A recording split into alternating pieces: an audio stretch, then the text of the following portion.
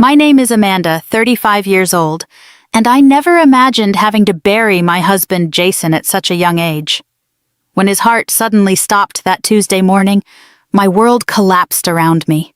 Through tears, I called my parents, desperate for support.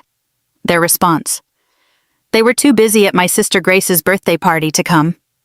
They had no idea that weeks later they would be standing in my living room, demanding half of Jason's inheritance. But they also never expected what my 8-year-old daughter Lily had planned for them. If you are watching this now, please let me know where you are from. In the comments, hit like and subscribe to support my channel. As my husband always said, family shows up when it matters most. Jason and I were college sweethearts. We met during freshman orientation at Boston University. I was studying architecture, and he was pursuing finance. Our first conversation happened over spilled coffee in the campus cafe. I knocked over his cup while rushing to class, ruining his economics textbook. Instead of being angry, he laughed and said it was the universe's way of forcing him to actually read the chapters instead of just skimming them. That was Jason for you. Always finding the silver lining, always turning mishaps into opportunities.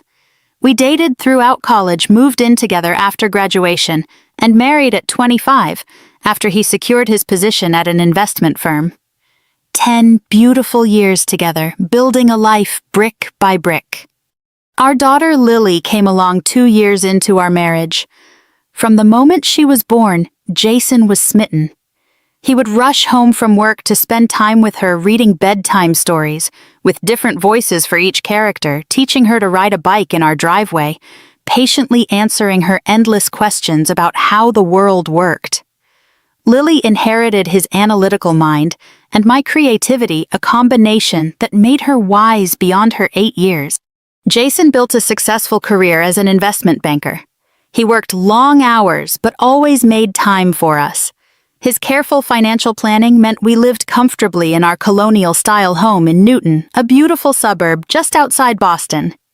We were not extravagantly wealthy, but we had everything we needed and could afford nice vacations, Lily's ballet lessons and savings for her college education. Then there was my family. My parents, Harold and Diana, always made it clear that my younger sister Grace was their priority. When we were growing up, Grace got the newer clothes, the bigger bedroom, more attention at school events. My accomplishments were acknowledged with polite nods, while hers were celebrated with parties and gifts. I spent years trying to earn their approval. I got straight A's. In school, graduated with honors from college, secured a good job at an architectural firm, married a wonderful man, and gave them their first grandchild. None of it seemed to matter. At family gatherings, my parents would rave about Grace landing a client or getting a promotion at her marketing job, while my promotion to senior architect barely warranted a mention. Jason was my emotional anchor through all of this. He saw the pattern from our first Christmas together when my parents gave Grace an expensive watch and me a generic bath set. He never pushed me to cut ties with them, but helped me establish healthier boundaries. He would remind me that I was worthy of love just as I was, that I did not need to earn my parents' approval. Just 3 months before Jason died, we attended my parents' anniversary dinner. Grace announced she had been promoted to marketing director at her firm. My parents popped champagne and toasted to her success. That same week, I had completed a design for a new community center that had been featured in Architectural Digest. When I mentioned it, my mother said, "That is nice, dear," and immediately turned the conversation back to Grace. In the car ride home, I broke down crying. Jason held my hand across the console and said, "Your parents are missing out on knowing the amazing woman you are. That is their loss, not yours. We are your family now, Amanda. Lily and I see you, all of you, and we think you are extraordinary." Jason had been experiencing some health issues in the weeks before his death. Occasional chest pain, shortness of breath during his morning jog, unusual fatigue. We both dismissed it as stress from a big merger he was working on. He promised to schedule a checkup once the deal closed. That appointment never happened. The day before he died was unseasonably warm for April in Massachusetts. We took Lily to Walden Pond for a picnic. Jason taught her to skip stones across the water, and we took turns reading chapters from Harry Potter under an old oak tree. Before we left, Jason took a photo of Lily and me with the sun setting behind us. He looked at the picture and said, "This is what happiness looks like. This is what matters." How could I have known those would be among his last words to me? How could I have known that perfect day would be our last, as a complete family? The universe gave us no warning, no chance to prepare, no opportunity for proper goodbyes. The morning Jason died started like any other Tuesday. Our alarm went off at 6:30. Jason kissed my forehead before heading to the shower while I went downstairs to start breakfast. Lily was already up practicing her spelling words at the kitchen table. I made Jason his favorite breakfast smoothie with spinach and protein powder. We were laughing about Lily's science project, a model of the solar system where she had painted Jupiter with glitter because, as she explained, even planets should sparkle. Then came the thud from upstairs. At first, I thought Jason had dropped something. When I called out and got no response, a cold dread washed over me. I ran upstairs to find him collapsed on the bathroom floor, the shower still running. He was unresponsive, his lips turning blue. I screamed for Lily to bring my phone and started CPR, desperately pushing on his chest, as I had learned in a community class years ago. Those minutes waiting for the ambulance were the longest of my life. I kept performing CPR, begging Jason to breathe, to open his eyes, to stay with me. Lily stood in the doorway, frozen in terror, watching her mother try to bring her father back to life. The paramedics arrived and took over using a defibrillator, injecting medications, working with practiced efficiency. One of them gently pulled me away, while another led Lily downstairs. They transported Jason to Massachusetts General Hospital with sirens blaring.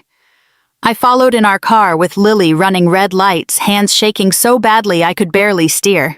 In the emergency waiting room, a kind nurse brought Lily a stuffed bear and some juice. I paced the floor, praying to a God I was not sure I believed in, bargaining for Jason's life. When the doctor finally approached me, his face told me everything before he spoke a word. Time of death, 8:22 a.m. Massive heart attack, caused by an undiagnosed congenital heart condition. Nothing could have been done even if he had been in the hospital when it happened. Words that were meant to comfort, but cut like knives instead. The doctor asked about organ donation, about funeral homes, about who could come stay with me. Questions I could not process. My husband, my Jason, my partner, and best friend for the past 15 years was gone. Just gone.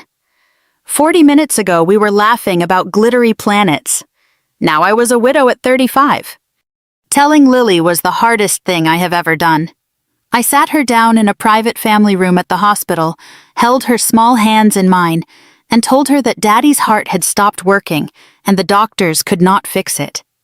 That he had died and he would not be coming home with us. That he loved her more than anything in the world and would never have chosen to leave her. Daddy promised to come to my recital next week, she said, her voice small and confused. He promised to help me with my science project. My heart shattered all over again. I pulled her into my arms and we cried together, this tiny person, and I both suddenly missing the most important man in our lives. The hospital gave me Jason's personal effects in a plastic bag. His wedding ring, his watch, his wallet with our family photo inside, his phone with 67 unread work emails. I clutched these items to my chest as if they could somehow bring him back. Reality hit me in waves. In the hospital parking lot, I realized Jason would never drive our car again. At home, I found his coffee mug still on the counter where he had left it that morning, his running shoes by the door, his indent on his side of the bed. Each discovery sent me spiraling. I had a panic attack in our closet, surrounded by his clothes that still smelled like him. My best friend Sarah arrived that afternoon after I called her with the news.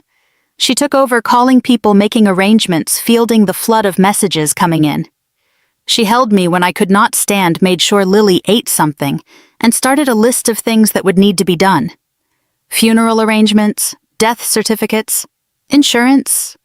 Words that should never apply to a 37-year-old man. When I could finally form coherent thoughts, I called my parents. It was around 5 in the evening. Sarah had taken Lily for a walk to give me space to make the call. I held Jason's sweater as the phone rang, desperate for the comfort of my mother's voice for my father's steady presence. "Mom, I need you," I sobbed when she answered. "Jason died this morning. He had a heart attack. He is gone." There was a pause then, background noise.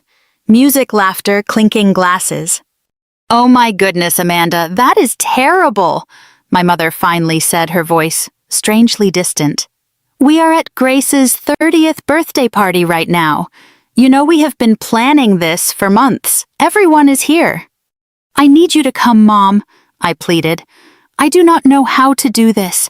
I do not know how to plan a funeral. I do not know how to tell Lily her daddy is never coming back." Another pause. Muffled conversation with someone else. "Amanda, we cannot just leave in the middle of Grace's party." My father's voice now having taken the phone. "It would ruin everything. Grace has friends who flew in from California for this. We will come first thing in the morning, I promise. Just hang tight. Call Jason's parents. They live closer anyway." I could not believe what I was hearing. My husband was dead, and they were refusing to leave a birthday party. A birthday party! As if Grace would not have another one next year and the year after. As if my world had not just ended. I will never forget my father's parting words before he hung up. "Try not to upset Lily too much. Children are resilient. She will bounce back. We will see you tomorrow." The line went dead, and with it any illusion that my parents would be my support system through this nightmare. I screamed into Jason's sweater until my throat was raw, until Sarah came running back inside, until kind neighbor Barbara from across the street came over to help with Lily. That night, I slept in Lily's room, both of us clutching Jason's things. His Harvard Business School sweatshirt, the leather bracelet Lily had made him for Father's Day. The book he had been reading, a bookmark still holding his place halfway through. Physical proof he had existed, that he had been here, that he had been ours. My parents arrived the following afternoon, nearly 24 hours after my desperate call. They brought Grace with them, all three dressed impeccably, as if heading to a business meeting rather than supporting their daughter and granddaughter through tragedy. My mother hugged me stiffly, patting my back twice before pulling away. "I am so sorry we could not come sooner, but you understand it was Grace's milestone birthday," she said, not quite meeting my eyes. "These things take months to plan." I was too numb to argue, too exhausted to point out that death does not check social calendars before striking. Jason's parents, Martha and Richard, had arrived from Rhode Island before dawn, bringing comfort food, offering genuine hugs, and immediately stepping in to help with Lily. The contrast between our two sets of parents was stark and painful. My mother immediately started rearranging things in my kitchen, commenting that this tragedy was no excuse for a messy home, especially with visitors coming by. My father asked about life insurance before he had even spoken to Lily. Grace complained about having to sleep on the pull-out couch and mentioned several times how her birthday celebration had been cut short. While everyone who has lost someone knows there is no real protocol for grief, my family seemed determined to make my loss about themselves. They criticized the funeral home I had selected with Sarah's help, insisted on changing the obituary I had written, and questioned the open casket viewing I knew Jason would have wanted. The funeral service 3 days later was beautiful in its heartbreak. Jason's colleagues from the investment firm came in a solemn group sharing stories of his mentorship and integrity. His college roommates flew in from across the country. Our neighbors brought dish after dish of food. Jason's childhood friends spoke of his loyalty and humor. Through it all, I held Lily's hand, both of us in black outfits Jason would have hated. He always said we looked best in colors. When it was my turn to speak, I somehow found strength I did not know I possessed. I told everyone about Jason's terrible dad jokes, his passion for teaching Lily about the stock market using her allowance money, the way he still wrote me love notes and hid them in my architecture blueprints. I spoke about his generosity, his patience, his unwavering belief in doing the right thing even when it was difficult. My parents sat in the front row, my mother dabbing at dry eyes with a tissue, my father checking his watch more than once. They performed grief well for our friends and community, accepting condolences with appropriately somber expressions. But I overheard them during the reception afterward, standing with Grace in a corner, discussing Jason's financial situation.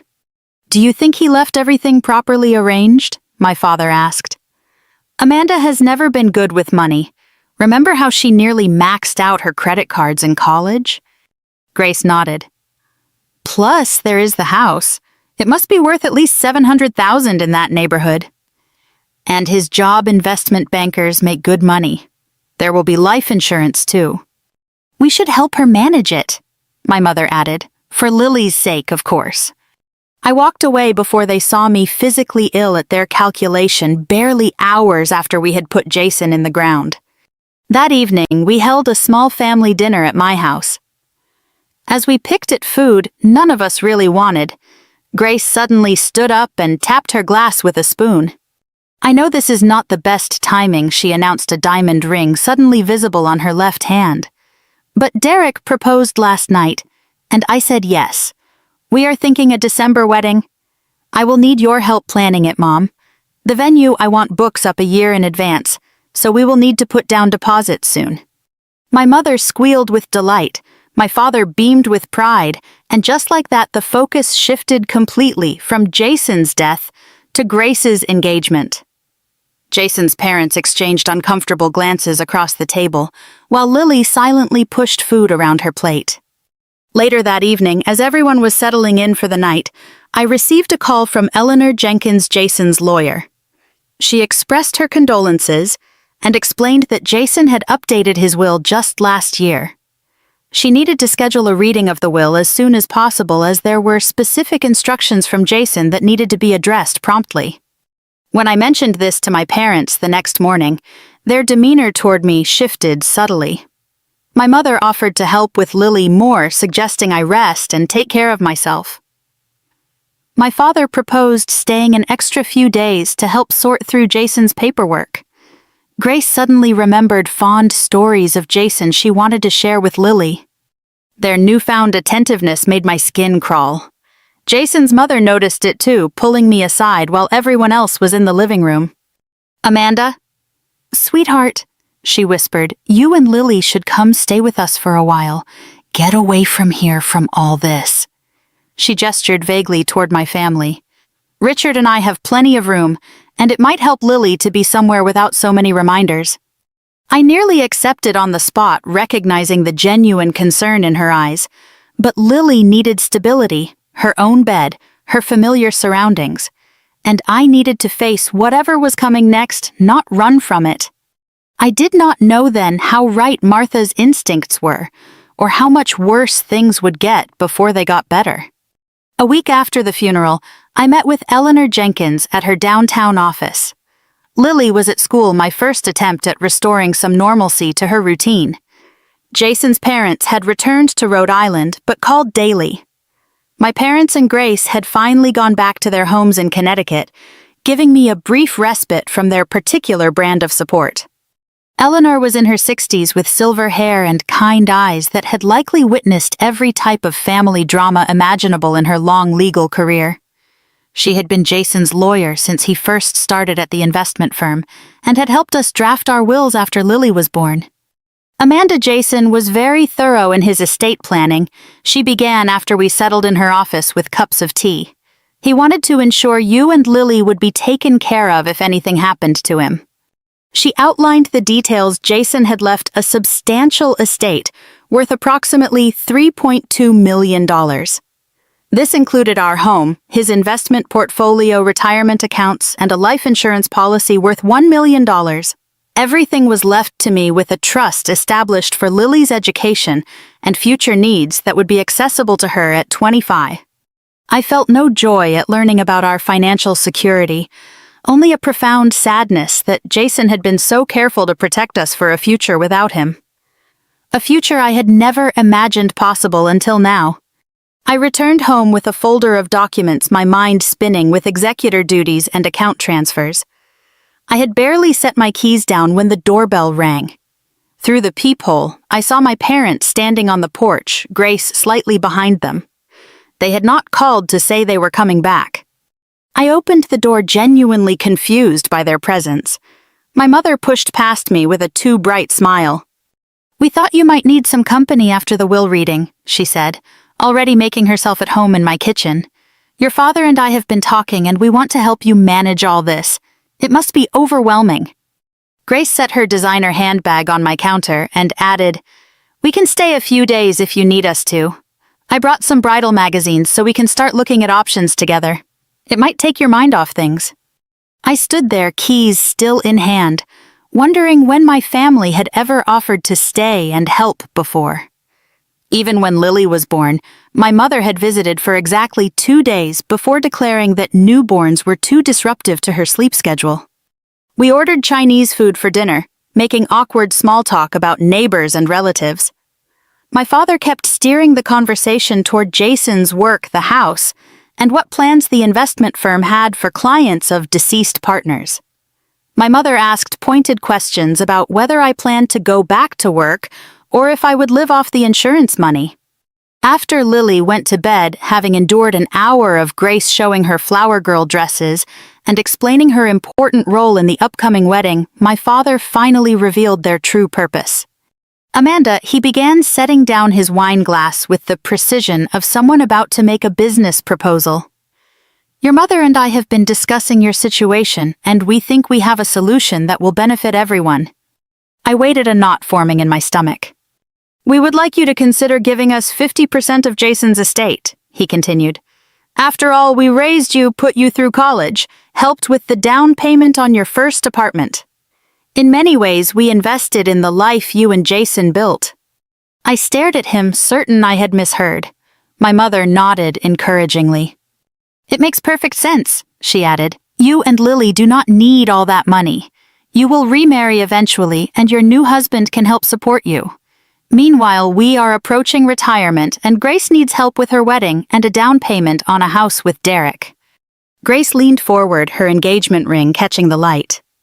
"Derek and I found the perfect venue, but the deposit is $30,000.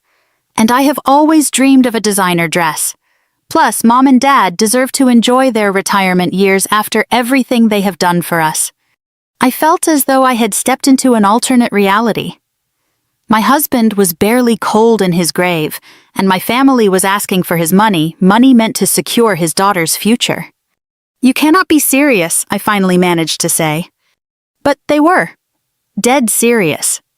For the next hour, they outlined all the ways they deserved a portion of Jason's estate. How they had always supported me, how family helps family, how Lily was just a child and would not know the difference between $1 million or $3 million when she got older. When I refused, my father's tactics turned uglier. He brought up times they had loaned me money in college gifts they had given over the years, family obligations and loyalty. My mother suggested that Jason would have wanted to help the family, that I was being selfish, just like when I was a child, and would not share my toys. The argument grew heated. I reminded them they had not even come when Jason died, that they had always favored Grace, that Jason had worked incredibly hard to provide for his wife and daughter. Grace accused me of jealousy over her engagement and suggested therapy for my grief, which was clearly making me irrational. What none of them realized was that Lily had woken up and was sitting at the top of the stairs listening to every word. I only discovered this later when she asked me why Grandma and Grandpa wanted Daddy's money more than they wanted to help us feel better. My father eventually stood up, towering over me as he had when I was a child, and had disappointed him. "You have 24 hours to reconsider, Amanda. This is about family loyalty. If you refuse to help us, do not expect us to be there for you in the future."